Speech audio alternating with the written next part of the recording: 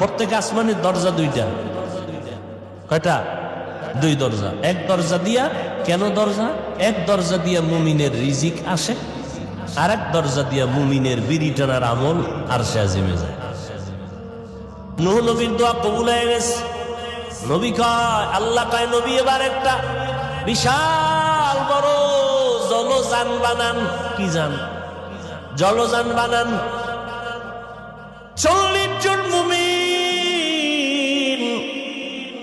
আর পশু পাখিদের মধ্যে জোড়ায় জোড়ায় একটা একটা, 2 গরু, 2 ছাগল, 2 হাতি, 2 ভেড়া, সব উঠাইবেন ওটার মধ্যে। ওটার নাম কি? এটার নাম কি? কিস্তি বানি কিতা? নৌকা বলা গুণা হইব, গুণা। জাহাজ, বিশাল জাহাজ। নৌকার কত বড় হয়?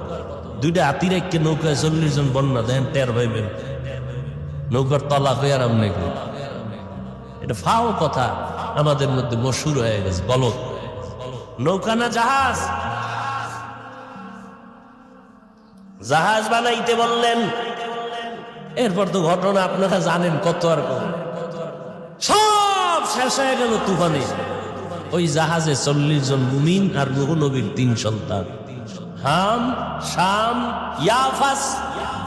আর একটা তো আল্লাহরে দেখি না, মানি কিনা? যদি কয় না দেখলে মানা যাবে না, ইমান থাকবে? আল্লাহর অনেক কথা বুঝে আসে না, এজন্য কি মানবো না? যদি কয় না বুঝলে মানি না, ইমান থাকবে? থাকবে না। দয়াময় রব্বুল আলামিন বাইতুল্লাহ বানাইছেন কি জমিন বা না বানাইয়া? জমিন না বানায় বানাইছেন। পৃথিবী নামক গ্রহর উপরে বাইতুল্লাহ। বাইতুল্লাহ বানাবার আগে জমিন বানাইছেন। জমিনটা বানাবার আগে ছিল পানি, পানির আগে ছিল মুক্তা। কি ছিল?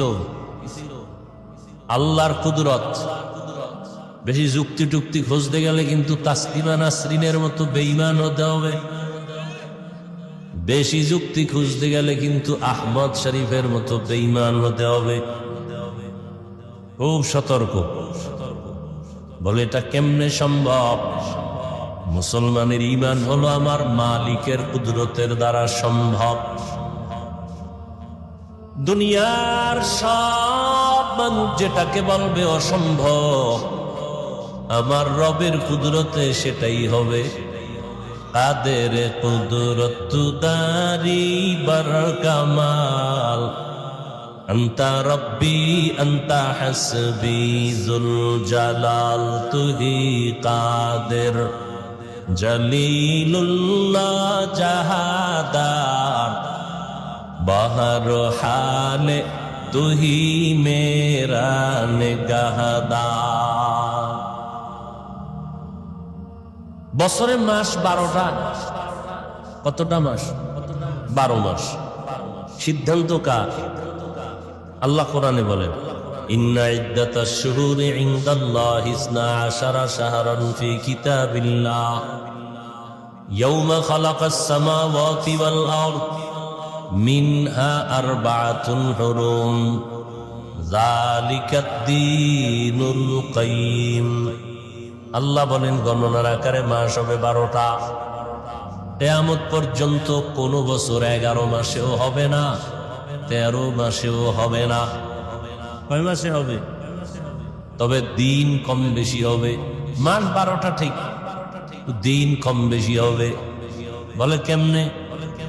বলে আল্লাহ পাক এই মাস গণনার জন্য, বছর গণনার জন্য 2টা ক্যালেন্ডার দিছেন। 2টা ক্যালেন্ডার। কয়টা? একটা ক্যালেন্ডার হলো সূর্য, আর একটা ক্যালেন্ডার হলো চন্দ্র। সূর্যের হিসাবে, বছরের হিসাবে ক্যালেন্ডার একরকম, আবার চাঁদের হিসাবে বছরের গণনার ক্যালেন্ডার। এই কি আপনাদের হেদায়েত হয়ে গেছে? ওই যে বলছি কপালে মোনাজাত নেই, সবাই দোয়া করে যেতে পারবে না। এ নিজেও ক্ষতি করতেছে, আমারও ক্ষতি করতেছে। আজীব কারবার। বয়ানটা শুরু করতে পারলাম না, ব্যারাম শুরু হয়ে গেছে। আল্লাহর ভয় না থাকলে তারে কেমনে বয়ান করবে? ওই যে বলছি না, 13 বছর নবীজিরে দেখলো, বয়ান শুনলো, একসাথে খানা খাইলো, কালেমা। কে সে বেঈমান? গর্বা সূরত আদমি ইনসাবুদে আহমদ বু জাহলো হামে কে সাবুদে আদমিরা আদমিয়ত লাজমাস ঔদেরাগর বুন বশুদ হি জমাস। আপনারা কেমন বয়ান শুনেন তাও তো জানি না। আমি আল্লাহর উপরে ভরসা করে একটা বিষয় নিলাম, এটা আপনাদের মন মতো না হইলে আর কি করার? কারণ এক এক মানুষ এক এক লাইনে বয়ান শুনতে চায়, আমল টামলের চিন্তা নেই। এরাই বেশি টাইম বয়ান শুনতে চায়, আর যাদের আমলের চিন্তা আছে এরা বলে কথা কম হবে, আমল বেশি হবে। নামাজের চিন্তা নেই, এরা বয়ানের পরে কইবে মোবাইল চালাইতে চালাইতে ফজরের আগে ঘুম, এবার ফজর লাগবে না, এখন নামাজ না পড়লেও এখন দিল পরিষ্কার। নবী বলেন, নামাজ যারা চুরি করে এরা পৃথিবীর নিকৃষ্ট বড় চোর। চোরের দিল পরিষ্কার না থাকলে এই দেশে আর কার দিল পরিষ্কার থাকবে? আল্লাহ হেদায়াত দান করে। যে বিষয়টা নিয়ে আমি আগাচ্ছি চলবে, তবে আমি বারবার বলছি ডিস্টার্ব করবেন না, যতক্ষণ দেখবো যে না শুনেন না। আস্তে হাত দুইটা উঁচু করে মোনাজাত দিয়ে নেমে যান, আর হাত যদি উঠাইয়াই ফেলাই শেষ, এ জীবনের জন্য আজকের বয়ান শেষ। চিল্লাইলেও আর হাত নিচে নামবে না, মোনাজাতের চিৎকার চলবে, শেষ, কপাল শেষ, আমরারটাও শেষ, আমারটাও শেষ। আল্লাহ, সূর্য আর চাঁদ ক্যালেন্ডার বানায় দিছেন, কুদরতের ক্যালেন্ডার। সূর্যের হিসাবের তুলনায় চাঁদের হিসাবে কিছুদিন হাতে বেশি থেকে যায়, 10 দিন প্লাস। এ কারণে চাঁদের হিসাবটা আরবি মাসের সাথে প্রযোজ্য, এ কারণে আরবি মাস 10 দিন করে আগায়। এবছর রমজান শুরু হয়েছে যেদিন, আগামীতে আরো 10 দিন আগের থেকে শুরু হবে, ঠিক নেই? এইভাবে বাড়তে বাড়তে বছরে 10 দিন 10 দিন 10 দিন, 3 বছরে 1 মাস বেড়ে যাবে আরবি। সূর্যের ক্যালেন্ডার হিসাব করে ইংরেজি বা ঈসাই গণনার সাথে এবং বাংলা। তো সব কথার মূল কথা, দিন কম বেশি হলো, মাস কয়টা? কিয়ামত পর্যন্ত 11 মাসেও বছর হবে না, 13 মাসেও। এই মাসের নামগুলো রেখেছেন আমার আল্লাহ। কে রাখছেন? জানুয়ারি ফেব্রুয়ারি আল্লাহ রাখছেন। আল্লাহর রাখা নামের প্রথম মাস হিসাবে মুহররম। পহেলা বৈশাখ মানুষ পালন করে, জুলুম করে, ইলিশ মাছ খায় আর খাওয়ায়, সব জালেম। কি তার মানে ইলিশ মাছ খাওয়া জুলুম না? 10 টাকার 1 পিস ইলিশ 100 টাকা, এটার নাম জুলুম। আবার ওই দিনই পান্তা ভাতের সাথে খেতে হবে, এটা গুনাহ। ইলিশ পান্তা খাও, বাধা নাই, আমি আজও খাইছি, কিন্তু ওই দিনই খাইতে হবে, এটা ধারণা নিয়ে খাওয়া গুনাহ। পহেলা বৈশাখ পালন হয়, এরপরে 31 নাইট পালন হয়। জানুয়ারি আসবে, আবার জানুয়ারিতে কি এটা? প্রথম দিন জানুয়ারির বছর শুরু, এটাও পালন করবে। কিন্তু এটা মুসলমান দেশ, আমরা সবাই আল্লাহ মানি, রসুল মানি, মাদ্রাসামুখী আলেমদের ভালোবাসি, অথচ আরবি মাস পালন করবে দূরের কথা, নামই জানে না। বাংলা ভাষার জন্য জীবন দিয়েছে, সে বাংলা মাসেরই নাম জানে না। কপালে এত ভালো যে ওই দিনটা কেউ স্মরণ করে, 21 বলে 21। কি 21শে ফেব্রুয়ারি আমরা কি তোমারে ভুলিতে পারি? অথচ রহমত, আব্দুল জব্বার, সালাম, বারাকাত 21-এর জন্য জীবন দেয় নাই, বাংলা ভাষার জন্য জীবন দিয়েছিল। কি আসল জায়গায় যখন আঙ্গুল দিছি না, হুজুরেরা বেশি কথা কয়, ছাইরে দিলাম কম কথাই কই। কিন্তু মুসলমান হিসাবে আরবি মাসের নাম মনে থাকে না কেন? কয় আছে তো। কোন দিন শবে বরাত হবে, মিষ্টি পাবো, এদিন তো মনে আছে। রবিউল আউয়ালের খাওন কোন দিন আছে, সেদিন তো মনে আছে। কদরের রাতের কথা তো মনে আছে, ওদিন খাওন আছে। জুমার দিনের কথাও বলি না, ওদিনও জেলাভি। কি আল্লাহ হেদায়েত দান করেন। হায় হায়, মাসের নাম রাখছেন আল্লাহ, আবার ওই মাসের ফজিলত দিছেন কে? ফজিলতের যত মাস আছে এর মধ্যে একটা মাস হজের মাস। আহা, 12 মাসের মধ্যে 4 মাস আলাদা। রজব, জিলকাদা, যুলহিজ্জা, মুহররম, এই 4 মাস। মিনহা আরবাতুন হুরুম। সব মাসের নামও রাখছেন আল্লাহ, ফজিলত দিছেন আল্লাহ। এর মধ্যে থেকে 4 মাস আলাদা ফজিলত। এর মধ্যে 4 মাসের 1 মাস আছে কি? হজের মাস। এই হজের মাসটা শুরু হবে এই জন্য আমি বয়ানটা নিছি। প্রত্যেক মাসের ফজিলতের বয়ান করা এটাও রাসূলের এক আদর্শ। যেহেতু সামনে হজের মাস, হজে যাইতে অনেকে গেছেন, কেউ যাচ্ছেন, কেউ যাবেন, কেউ যাওয়ার আশায় আছেন, কিন্তু আশায় নাই। যারা আশায় আছেন তারা বেশি বেশি বিড়ি টানবেন। হতে পারে মরার পরে হলো আশা পূরণ হতে পারে। বিড়ি করে রাখ আসেনি, এগো মতো বেহায়া এই জগতে আর নেই। দুনিয়াতে যদি কোনো ফাও আকাম থাকে, যে আকামের কোনো ভ্যালু নেই, এটা হলো বিড়িটা না, এটা হলো ফাও একটা আকাম করা। দাড়ি কামায়, এটা একটা আকাম না কাম? এটা লাভ আছে না নাই? আরে লাভ তো আছে। কি লাভ? কয় মেয়েরা দেখলে মনে করবে আমি এখনো যুবক। কি দাড়ি কাটলে বুঝেন না? ম্যাডাম মনে করবে আমার স্বামী এখনো যুবক, অথচ যৌবন শেষ। হারবালালারা ডাকতেছে ডেলি, আসো ওপেন চ্যালেঞ্জ। লজ্জা শরম আছে আপনাদের? আপনারা যে আসেন, লজ্জা শরম আছে? নগদ শাস্তি দাড়ি কাটলে যৌবন চলে যাবে। এই আকাম যেদিন থেকে চালু বেশি হয়েছে, ওদিন থেকে হারবাল কোম্পানির চ্যালেঞ্জ চালু হয়ে গেছে। তাকায় রয়েছে, মনে করছে কিচ্ছু বুঝি না, বলদয়া হয়েছি স্টেজে না। আর আপনারা সব বুদ্ধিমান। আল্লাহ হেদায়াত দান করুন। তাহলে দাড়ি কাটে, এটা এই অন্যায়েরও একটা প্রাথমিক উপস্থিত শান্তি মানসিকভাবে পায়। বিড়ির শান্তিটা কি? এটা লাভ কি? নগদ কোনো লাভ থাকলে আল্লাহর কসম আমি বিড়ি টানবো, কসম, আল্লাহর কসম। চেহারা সুন্দর হয়, পুরো বান্দর হয়ে গেছে চেহারা। আবার পকেটে হাত দিয়ে দেখি বিড়ি আসে না, হয়ে গেছে।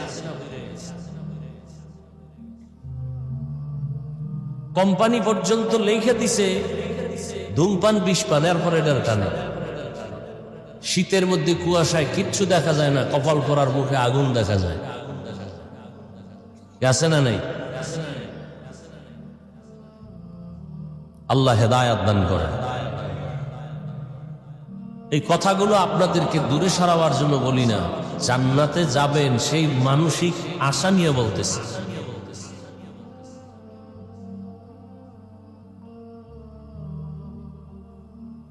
তো হজে যাওয়ার আশা আছে তো ইনশাআল্লাহ। সেই আশাটা যদি আসলেই থাকে, তো নামাজ ছাড়া কিভাবে থাকেন বলেন তো? আপনি কিভাবে আশা করেন যে আপনি নামাজ পড়বেন না, আল্লাহ আপনাকে বাইতুল্লাহ নিবে? এটা মিথ্যা আশা। তওবা করবেন ইনশাআল্লাহ। ভাই যুবক বাবারা, নামাজ লাগবে তো, সপ্তাহ অন্তত একদিন হলেও তো লাগবে নাকি? 2-1 ওয়াক্ত সবই আপনারা বলতেছেন, অথচ নামাজ পড়েন। রহমতের নবী বলেন, বাইদান আব্দি ওয়া বাইনাল কুফরি তারকুস সালাহ। বেঈমান আর মুমিনের মধ্যে ব্যবধান হলো নামাজ। বেঈমান কারা? বলে নামাজ পড়ে না। মুমিনের পরিচয়, এরা নামাজ কখনো ছাড়ে না। নবী বলেন, একটা মানুষ 5 বার যদি প্রতিদিন একটা হাউজের মধ্যে গোসল করে, ওর শরীরে ময়লা থাকেনি? নবীজি বলে থাকে না। যারা 5 বেলার নামাজ আদায় করবেন, এদের আমল নামায় কোনো গুনার ময়লা থাকবে না। মকুন সুসুতি নামাজে পাঞ্জগানা ফাওয়াইলুল লিল মুসাল্লিনা আল্লাযীনা মুমিনারা ইনামাজ ইমদাদ দা ইস্তাইনু আয়াতে কুরআন বখা। দুনিয়াতে আল্লাহ মানুষ বানাবার আগে মানুষের যে কারণে বানাবেন, সে কারণের ঘর বানাইলেন বাইতুল্লাহ। কেন বানাইছেন? হেদায়াতের জন্য, ইবাদতের জন্য। বলে তো বাইতুল্লাহ বানাবার কি প্রয়োজন? আমরা তো বাইতুল্লাহ না যাইয়াও তো আল্লাহর ইবাদত করি, সময় মতো নামাজ পড়ি। বাইতুল্লাহ বানাইলেন কেন? এর কারণ আল্লাহ তাআলা ফেরেশতাদের সাথে পরামর্শ করতে বসলেন। ও ফেরেশতা, আমি জমিনের মধ্যে খলিফা বানাবো। ইন্নী জাইলুন ফিল আরদি খলিফা। ফেরেশতারা বললেন, হে মালিক, যে খলিফা বানাবেন, এদের কাইফিয়াত কেমন হবে? এদের ধরন কেমন হবে? আদর্শ কেমন হবে? আল্লাহ পাক বললেন, والشمس وضحاها والقمر إذا تلاها والنهار إذا جلاها والليل إذا يغشاها والسماء وما بناها والأرض وما طحاها ونفس وما سواها فألهمها فجورها وتقواها در قیامت ای زمین در نکبات کہ زنا دیتا گواہی ہادہا। যেই আমি জাতিটা বানাবো খলিফা, এদের মধ্যে ইচ্ছা শক্তি থাকবে, চাইলে তারা ভালো কাজ করবে, চাইলে খারাপটাও করবে। কেন বানাইবে? আল্লাহ বলেন, শুধু বানাবই না, আমি আল্লাহ এদেরকে সৃষ্টি জগতের মধ্যে শ্রেষ্ঠ মর্যাদা দান করব। ওয়ালাকাদ কাররামনা বানি আদম ওয়া হামালনাহুম ফিল বাররি ওয়াল বাহরি ওয়া রাযাকনাহুম মিনাত তাইয়্যিবাত ওয়া ফাদ্দালনাহুম আলা কাসীরিন মিম্মান খালাকনা তাফদীলা। বনি আদম বড় দামি। ফেরেশতারা এই কথা শুনছেন, শুনে বলেন, নাহনু নুসাব্বিহু বিহামদিকা ওয়া নুকদ্দিসু লাক। হে মালিক, যে জাতিকে আপনি শ্রেষ্ঠ বানাবেন, ওরা চাইলে ভালো কাজ করবে, চাইলে খারাপ করবে, আর এদেরকে বানাবেন শ্রেষ্ঠ। অথচ আপনার গুণগান বলার জন্য, করার জন্য আমরাই তো যথেষ্ট। আমরাই তো আপনার গুণগানের জন্য যথেষ্ট। আমরা তো খারাপ কাজ করব দূরের কথা, খারাপ জিনিসটা বুঝি না। অতএব আবার ওই জাতি বানাবেন কেন? ডাইরেক্ট প্রশ্ন ছিল, আমরাই যথেষ্ট। ভিতরে আর একটা ছিল, শ্রেষ্ঠ হলে তো আমরাই হওয়ার যোগ্য। আল্লাহ তাআলা ডাইরেক্ট প্রশ্নের জবাব ডাইরেক্ট দিয়া বললেন, ইন্নী আ'লামু মা লা তা'লামুন।